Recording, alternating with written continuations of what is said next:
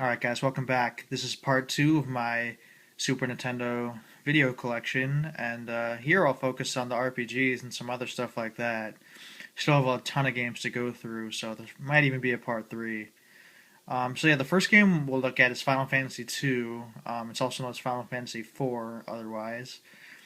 It's fun to look back at these early Final Fantasy games. They used to be the most cutting edge video games out there on console because the way that games were released in North America, at least, most games were action based. Where you just kill enemies and stuff like that, like Mega Man or Mario or stuff like that.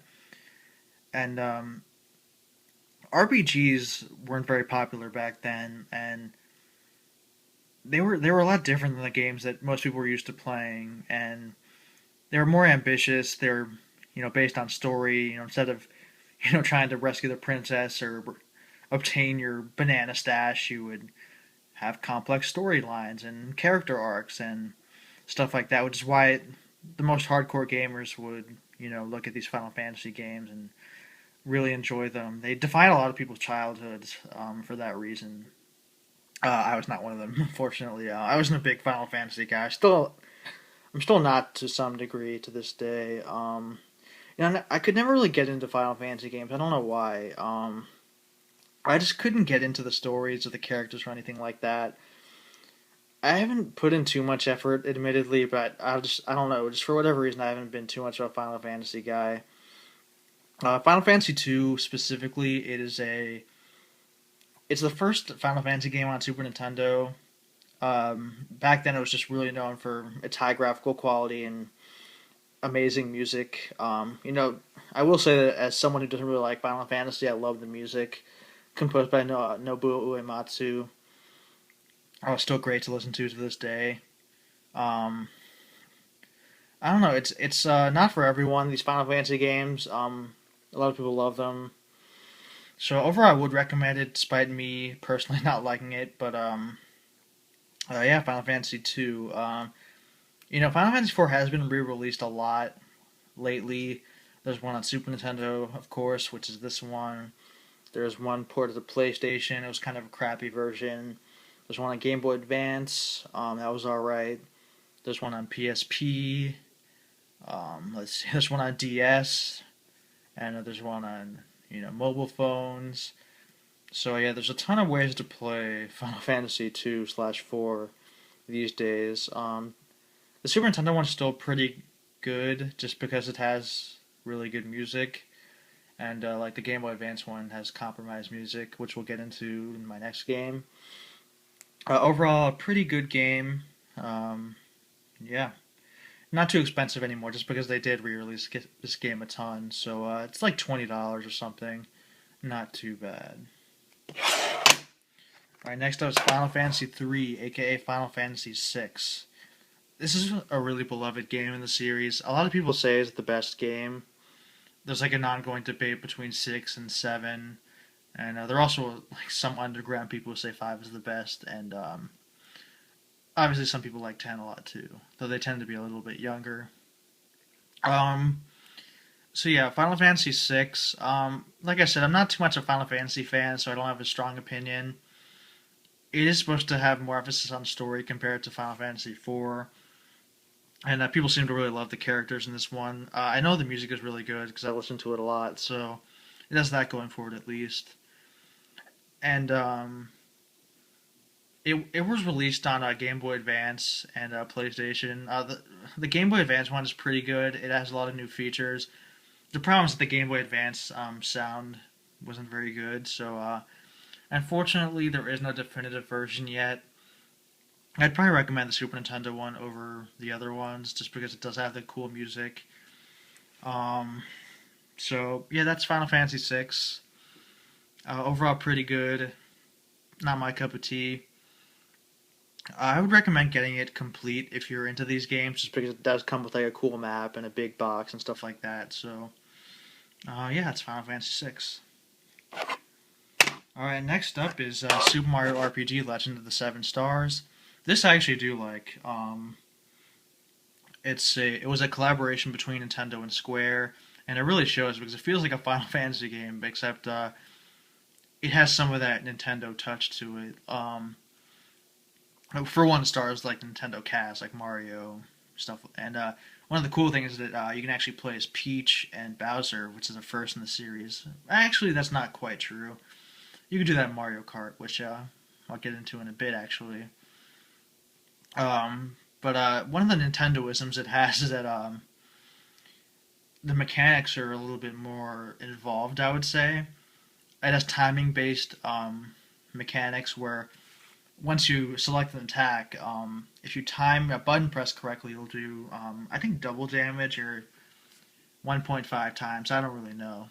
But you do more damage. And for that reason, I like it more than the Final Fantasy games. It has more emphasis on mechanics. And I just like the Nintendo flavor more. And a lot of people love this game to this day. It sort of spawned these side series like Paper Mario and the Mario and Luigi games, though those are developed by Nintendo Studios like Intelligent Systems, and I forget the name of the Mario and Luigi developer, but they're not bad. And this is just unique because it is a SquareSoft game, and not too much to add. I guess I'll just go over for these collectors the way I got the game. I think I was in either 8th grade or ninth grade. It was in like 2004 or 3 or something like that, where I just bought a bunch of these games off my friend. And that's actually one of the best ways to buy old games. Is if you're in touch with people you sort of grew up with and played these old games with, they might still have these games, and you can probably buy it off of them for pretty cheap. Especially if they don't know how much they're worth. I got this for like $5 off that guy, among some other games too. I was really lucky just because, when you're in middle school or something, maybe $5 worth more to you than an old video game. So, this game is worth like $40 or so loose. So, and like I was saying earlier in the video, Super Nintendo games have skyrocketed in price. So, the best thing is to not use like buy it now off eBay or like buy stuff like frivolously. You have to really be patient if you're using eBay and just buy stuff through auction. Usually during like bad times of the day, like 1 a.m. if you want to get a good deal. Paying max value is not smart, especially because, like I said, prices are really high right now. So you want to find these ways to just get games cheaper, like trading people on forums or contacting old friends or stuff like that. You don't want to pay max price. So yeah, that's a tip for you collectors. Alrighty then, getting into a really cult classic. Sorry, that's a really poor way to word something, but nonetheless, here's a cult classic. EarthBound. As you can see, that's a big box. This is one of the weirdest series ever, just because the way Nintendo sort of manages the series overseas. It's had a lot of hard luck in the US. I mean, the original game on NES never came out. This game did come out, but unfortunately it didn't do well. I would say because the advertising campaign was pretty crappy, and also because RPGs just weren't popular yet, because as much as I may not like Final Fantasy VII, that's the game that really paved the way for RPGs outside of Japan, on console anyway. That's when RPGs could literally sell like millions of copies. Before it was sort of this niche thing that most hardcore gamers would play. So that's why it didn't do too well, and as a result, Nintendo looked, when they made Mother 3, which is the third entry in the series, they said, well, EarthBound didn't sell well, and the Game Boy Advance is dying, so we're not going to release Mother 3. And as a result, people are still pissed off about that, and they're still, begging for it.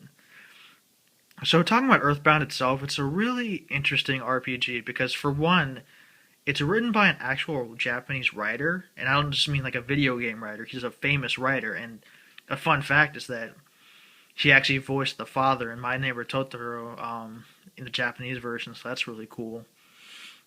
And the writing, it really shows that it was, written by a professional, because it actually has, themes and stuff that you would, see in a, a work of good literature. It has a vibe that it's going for, and it's very framed in like this idea of nostalgia.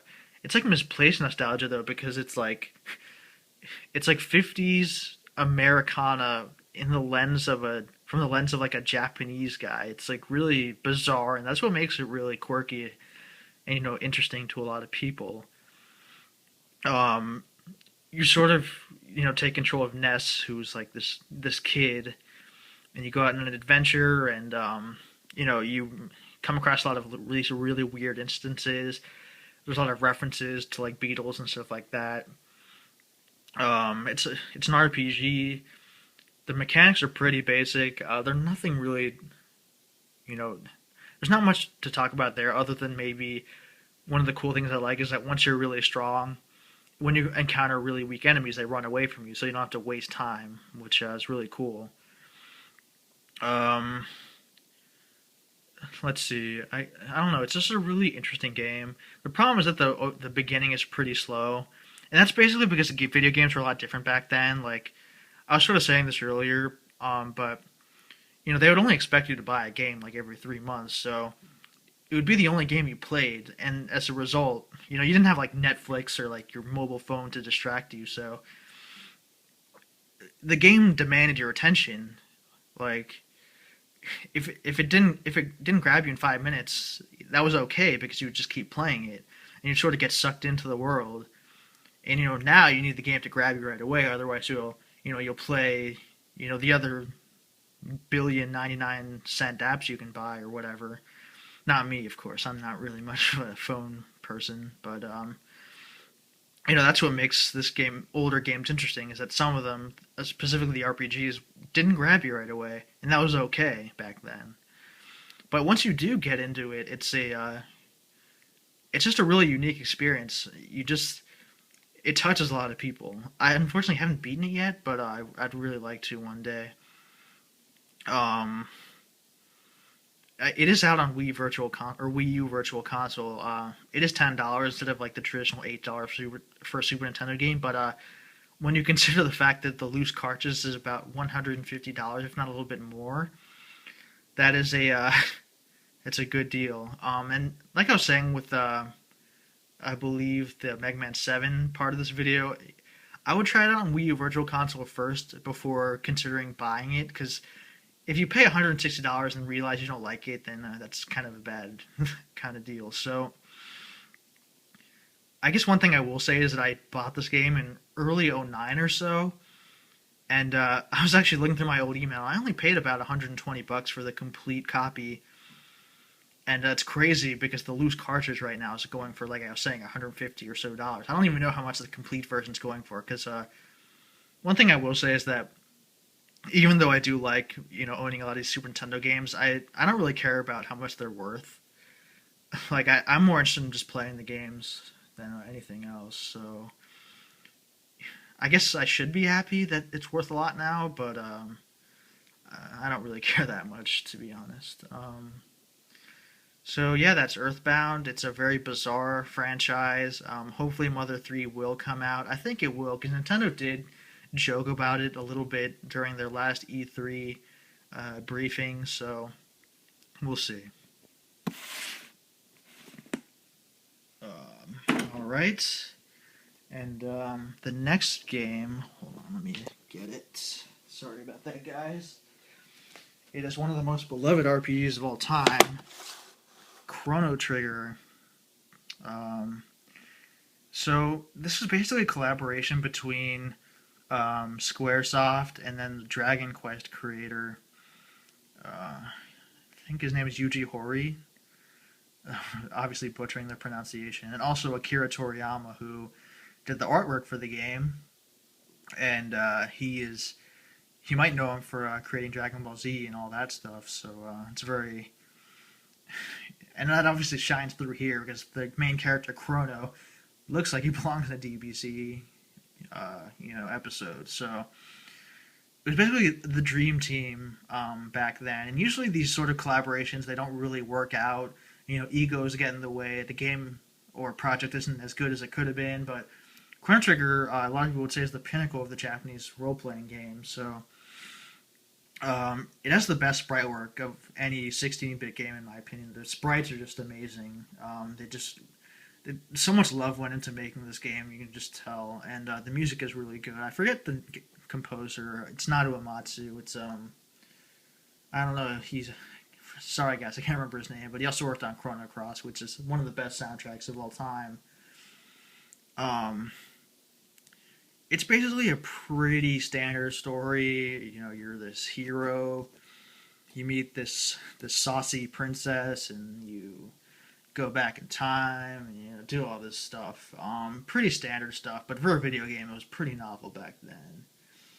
The mechanics is one of the first RPGs on console where you could actually see your opponents on the overworld. It wouldn't just be a random battle.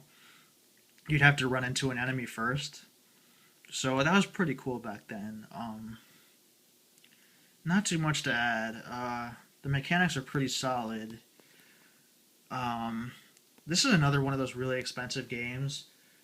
It's always been pretty expensive, but I actually got this in '08, like right after the DS version came out. So there was this brief period after the DS version came out where basically people were selling their Super Nintendo versions. So it actually dropped in price pretty significantly. Like I was looking through my email and I paid $67 for a complete copy, and so I thought that was an okay deal. I was pretty pissed about paying 67, but then a couple weeks ago, I was looking it up, and apparently the complete copy goes for over 200 now, and the loose card goes for about like 80 or so. So I guess it's really weird. Uh, I would recommend playing it on Virtual Console first on Wii. It's not on Wii U yet. Or another really great option is actually playing the DS version, which is a perfect port. That's probably the best way to play the game, actually. It's not as expensive, and it's just as good, except it's on a portable. So I would only get this if you're just really in love with Chrono Trigger. So to kind of go over some of the stuff the game comes with, here, let me open it up real quick. Alright, yeah, I think that's everything. Yeah. Alright, so here's the manual. It's not in great condition, but hey, I'll take it. It has like 80 or so pages full of, you know, it's in full color. It gets you into the game. Pretty nice. One of the cool things, though, is that from the copy I bought, it came with this little slip of paper that the previous owner, well, let me open it up. He or she printed it. I don't know, it's really weird. He just sort of printed out some tips, but it's as if he or she was talking to someone else too. So I don't really understand what it was exactly.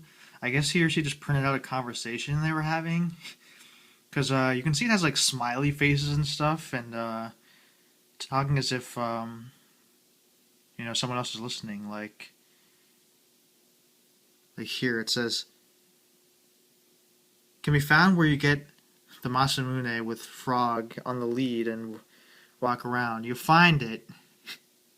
I guess it's either that or it's the person that's talking to the new person, aka me, who bought the game, is giving me tips. I don't know. It's weird. That's one of the cool things about playing these old cartridge games is that you know, people had their own save file, and if you were to play the copy, you can go and see, you know, how far they got in the progress they made. And then if you look in the manual, sometimes they write notes in there. So these games are a lot more personalized, you know, like you could just sort of get a sense of, you know, what the previous owner was doing. So it was one of those really cool things. You sort of lost that with CD technology since, of course, things saved to memory cards and hard drives and stuff like that. But this is something I wanted to note. And also it comes with, here is it's kind of a map, I guess. It's like, here, let me open it up.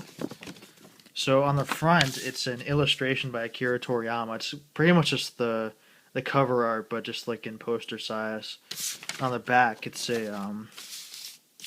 of provides maps of all the environments and has some cool character art like this and that, and shows different time periods. So it's kind of cool.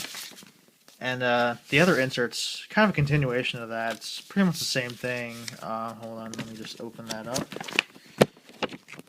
Alright, so here on the front is another cool illustration by Toriyama. There it is. And here it's just, I guess, the second half of the game. Maybe the first half. Haven't really looked at it. But I don't know. These things just came with cool stuff that, I don't know. It was just fun to sort of look through. I don't know. They really just try to get you excited about playing their game. That's what I loved about some of these older, ambitious titles. Alright, so we're done with the RPGs, and I wanted to highlight some other cool games I have. And I'm going to be a bit more brief with the rest of the games just because I don't want this to be an 8-hour video. So yeah, here we have Contra 3. The first two were on the NES, and I suppose the arcade, though the NES ones were better, in my opinion. Contra 3, the Alien Wars. It plays a lot like those, except I just feel like it's a really hard game. I mean, even hard for a Contra game, which is saying a lot. Obviously, it has two-player co-op, like most of the other Contra games have. I don't love this game. I prefer the NES games. I also prefer the Genesis game, Contra Hardcore.